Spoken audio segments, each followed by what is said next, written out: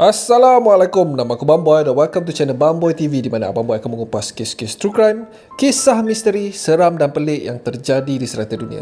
Dan kalau korang berminat dengan benda-benda dark macam ni, korang berada di channel yang paling sesuai untuk orang-orang aneh dan eksotik macam Abang Boy ni. Di akhir video, kalau korang suka dengan konten ni, Abang Boy sangat-sangat appreciate kalau korang boleh belanja Abang Boy satu like, dan mungkin juga korang boleh consider untuk subscribe dan tekan bell notification button tu supaya tak terlepas video Abang Boy yang akan datang. Pada bulan Februari 1994, di kota Saint Petersburg, Rusia, satu mayat kanak-kanak lelaki yang berumur 9 tahun ditemui di tangga sebuah apartmen di kota tu. Pembunuh ni tak kisah pun kalau ada orang nampak ke tak ke apa benda yang dia buat. Sebab mayat tu ditemui di kawasan lalu lalang guys, dekat tangga. Siang pula tu. Semua ni terjadi semasa budak lelaki tu on the way nak balik ke rumahnya selepas balik daripada sekolah. Keadaan mayat budak lelaki tu sangat mengerikan. Dia bukan hanya dicekik sampai mati, dia juga diseksa dan dirogol sebelum mati. Okey, seperti biasa Abang Boy bagi warning siap-siap. Topik kali ni agak berat sebab membabitkan mangsa kanak-kanak. Dia punya level kejam tu, tak masuk akal guys. Even ada usaha untuk cuba keluarkan apa saja artikel pasal benda ni di internet oleh kerajaan Rusia pada masa tu. So kalau korang rasa offended in any way, Abang Boy minta maaf awal-awal dan Abang Boy suggest korang tengoklah video Abang Boy yang lain. Video kali ni bukan untuk mereka yang lemah semangat. Viewer discretion is advised. So tanpa membuang masa, let's roll the intro.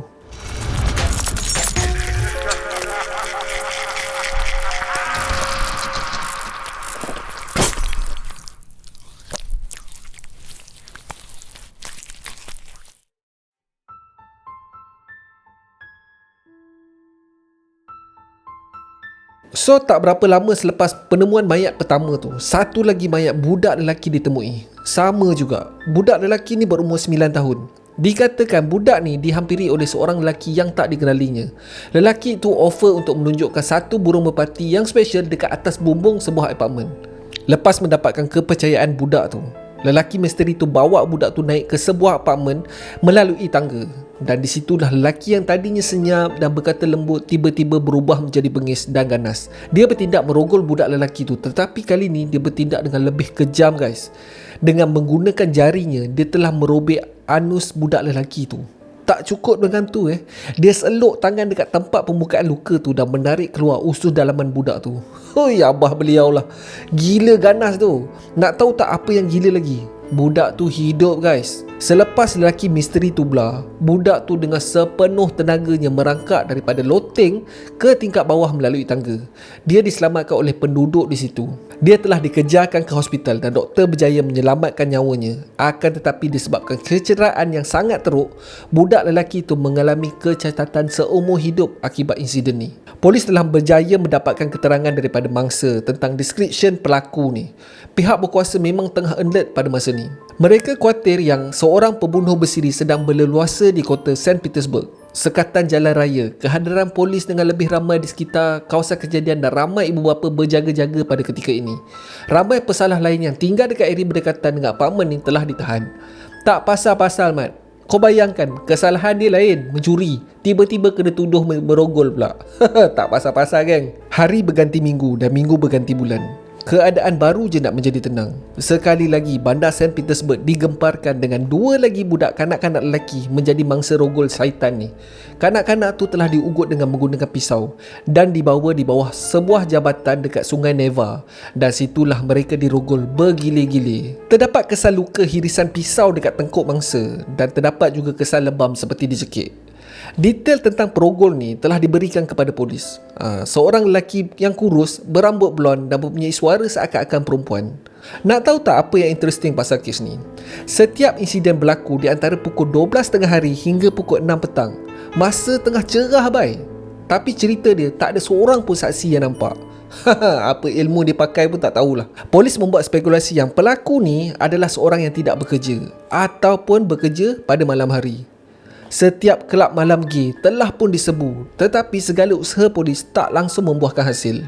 Pihak berkuasa mendapatkan bantuan media untuk memberi amaran kepada masyarakat untuk sentiasa berjaga-jaga dan melaporkan kepada pihak berkuasa kalau terjumpa lelaki yang sama mengikut description yang diberi. Walaupun dalam keadaan macam tu pun, penjenayah ni masih bebas guys. Walaupun rakyat dalam berjaga-jaga. Jadi lagi Mat. Pada September 1994, pembunuh ni keluar sekali lagi mencari mangsanya. Tapi tak ada satu pun kanak-kanak yang lelaki ni jumpa. Masing-masing mak ayah diorang escort. Memang lain tak clear lah, senang cerita. Tetapi dalam pencarian tu, dia terserempak dengan seorang remaja lelaki yang berumur 16 tahun. Dia sebenarnya lari daripada dia punya target group, tetapi okey lah daripada tak ada. Dia follow remaja ni tadi rapat-rapat, dan bila dah sampai dekat apartmen remaja tu, dia follow juga masuk. Sejurus selepas mereka berdua masuk ke dalam lift, Mamat ni bertindak untuk menumbuk remaja tu di muka. Tetapi apa yang mengejutkan adalah remaja tu melawan balik, guys. Dia gasak balik. Bergelutlah diorang berdua dekat dalam lift tu sehinggalah pintu lift dibuka. Dan remaja tu terus lari dan mengetuk pintu rumah jiran-jirannya sambil menjerit meminta tolong. Melihat keadaan tu, penjenayah ni dia panik dan terus melarikan diri mengikut tangga kecemasan sehinggalah keluar daripada apartmen tu. Tetapi yang peliknya, pembunuh ni tak cuak, geng.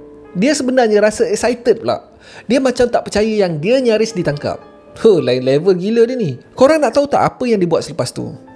Dia perasan ada seorang budak lelaki di seberang jalan. Budak lelaki yang berumur 9 tahun tu baru je nak masuk ke dalam apartmen rumahnya yang terletak di seberang jalan apartmen yang baru je dia larikan diri tadi. So budak lelaki ni menekan buzzer ke rumahnya untuk ibunya yang berada di rumah membuka pintu lobi apartmen. Dan bila pintu tu dibuka, budak lelaki ni pun masuk lah. Dia perasan ada seorang lelaki yang tak dikenalinya masuk bersamanya melalui pintu lobi tu. Biasalah budak-budak, mana nak fikir bahaya ke apa ke. So dia pun masuklah lift bersama-sama dengan lelaki misteri ni. Tutup je pintu lift tu, perkara yang sama terjadi. Budak lelaki tu telah diserang. Lelaki misteri tu mencekik budak lelaki tu sampai pingsan, dan tubuh anak kecil tu kemudiannya diseret ke dalam bilik store yang berada di tingkat paling atas apartmen tu. Di sinilah perkara terkutuk tu berlaku. Budak tu telah dirogol dengan kejam. Rayuan dan tangisan budak kecil tu langsung tak diendahkan. Setelah lelaki misteri ni puas, dia memasukkan jarinya ke dalam anus budak lelaki tu dan bertindak menyentapnya sehingga terkeluar segala isi perut budak tu. Gila kejam. Tak cukup dengan tu guys, dia kemudiannya menyeluk tangannya dan menyentap usus anak kecil yang tak bersalah tu. Menurut sumber, sepanjang 8 meter usus telah disentap keluar. 8 meter siap. Memang gila. Tak boleh brain aku macam mana manusia boleh sekejam itu. Lepas semua ni berlaku, lelaki misteri tu mengambil beg sekolah budak tu dan terus belah macam tak ada apa-apa berlaku. Ibu kepada budak tu dah mula risau. Yelah, dia expect daripada pintu lobi tu ke rumahnya hanya mengambil masa berapa minit je. Ini dah masuk setengah jam guys. Dia mula mencari di sekitar kejiranan apartmen tu. Dia mengetuk semua pintu rumah jirannya dan bertanyakan ada jumpa tak anak dia. Semasa ibunya sedang keluar mencari, budak lelaki ni yang dalam keadaan parah mengesot daripada bilik store ke rumahnya. Darah usah cerita dah. Sepanjang perjalanan daripada store tu ke rumah budak tu ada blood trail, laluan darah disebabkan kecederaan teruk budak lelaki tu. Budak lelaki tu berjaya sampai di depan pintu rumahnya dan terus tak sedarkan diri. Ibu mana tak panik mat kalau jumpa anak lelaki dalam keadaan macam tu. Tanpa membuang masa, pihak berkuasa telah pun dihubungi dan budak lelaki tu berjaya dikejarkan ke hospital. Setelah 6 jam bertungkus lumus dalam bilik kecemasan, para doktor berjaya menstabilkan keadaan budak tu. Akan tetapi, kecederaan budak tu sangat-sangatlah teruk guys. Sehingga kan doktor tak tahu nak buat apa. Doktor di Rusia pada masa tu tak mempunyai kepakaran untuk merawat kecederaan seteruk tu. Satu je cara untuk selamatkan budak ni adalah dengan menggunakan cara menukar usus yang rosak tu dengan usus palsu. Tetapi halangan dia adalah prosedur ni hanya dapat dilakukan oleh doktor di Amerika Syarikat pada masa tu, dan ini akan menelan belanja yang sangat banyak. Disebabkan prosedur ni adalah baru dan masih dalam peringkat trial, doktor pakar di US mengatakan yang mereka sanggup melakukan pembedahan ni secara percuma kepada mangsa. Walaupun macam tu, keluarga mangsa terpaksa pergi ke US dan tinggal sana dalam tempoh yang agak lama sehinggalah pembedahan tu selesai. Semua perbelanjaan ni menelan belanja sehingga $500,000 guys. Tapi oleh kerana berita mengenai nasib yang menimpa mangsa, ramai yang tampil memberikan sumbangan kepada keluarga mangsa, dan akhirnya dalam masa 10 hari je mereka berjaya mengumpul dana untuk pembedahan ni.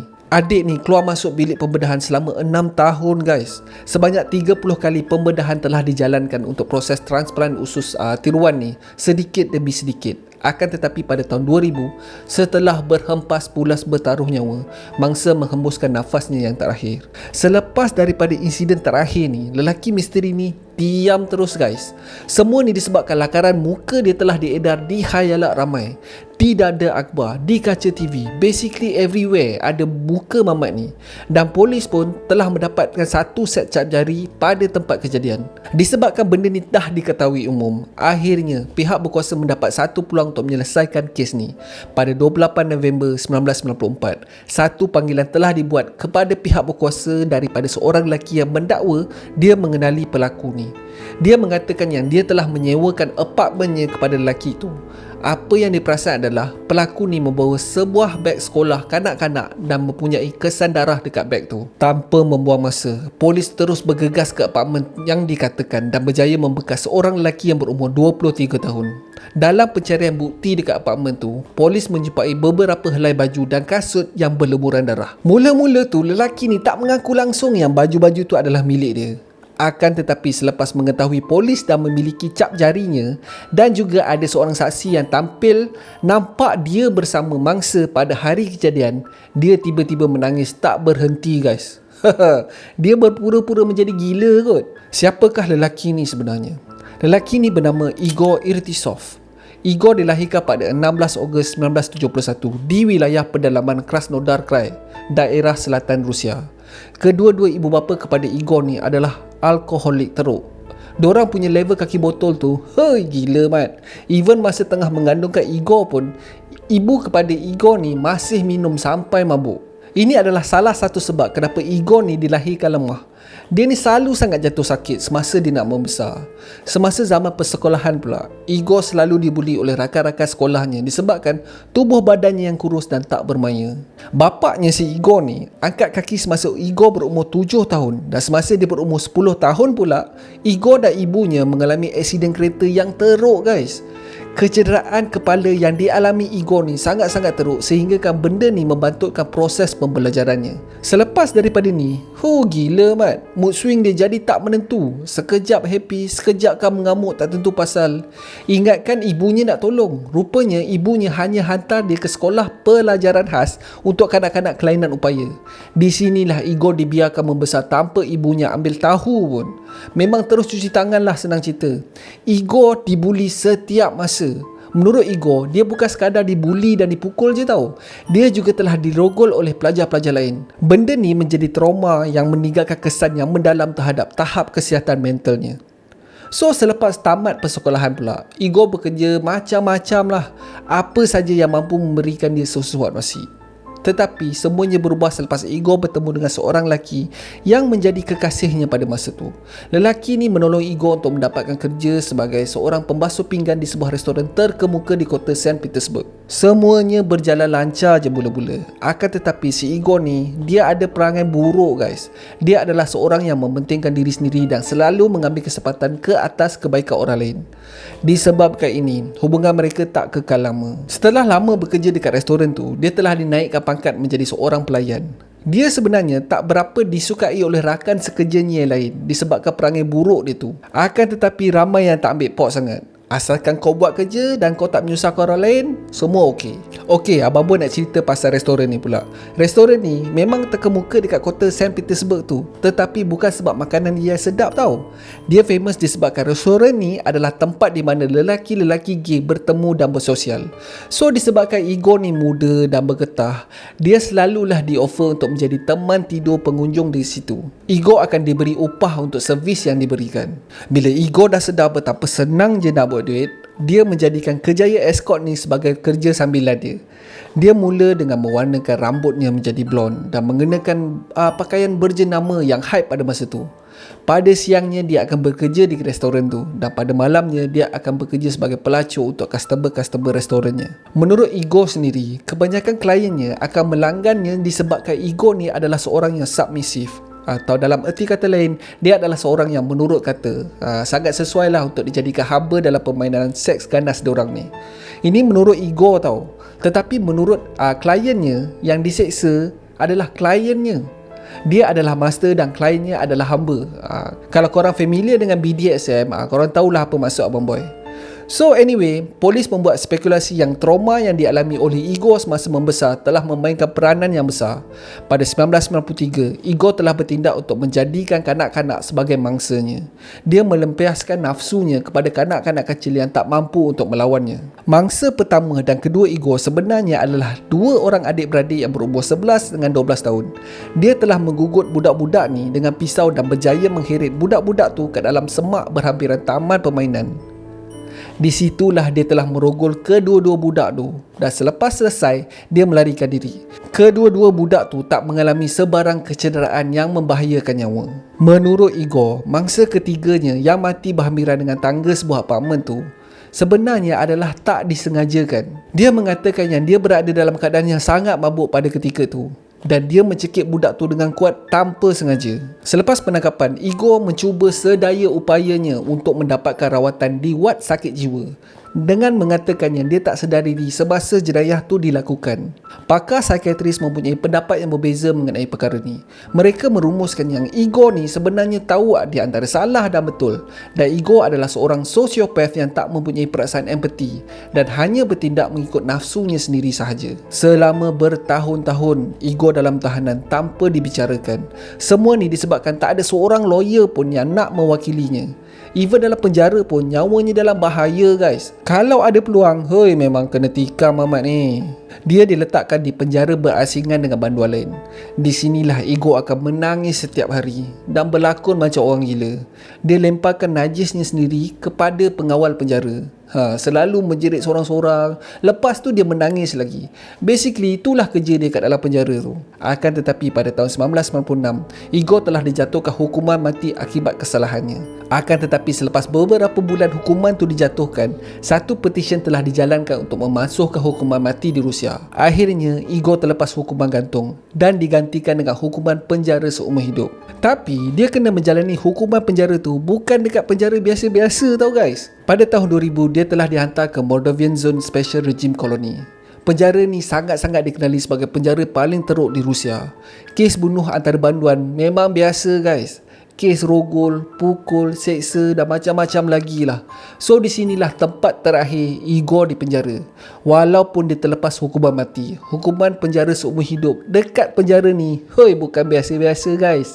Pada bulan Februari 2021, pada usia 49 tahun, dia meninggal dunia akibat serangan jantung. So that's it for today guys. Terima kasih sebab tengok video Abang Boy sampai habis. Kalau korang suka dengan video ni, Abang Boy sangat-sangat appreciate kalau korang boleh belanja Abang Boy satu like, dan mungkin juga korang boleh subscribe dan tekan bell icon tu supaya tak terlepas video Abang Boy yang akan datang. So akhir kata, jangan nakal-nakal, be awesome, stay creepy. Assalamualaikum.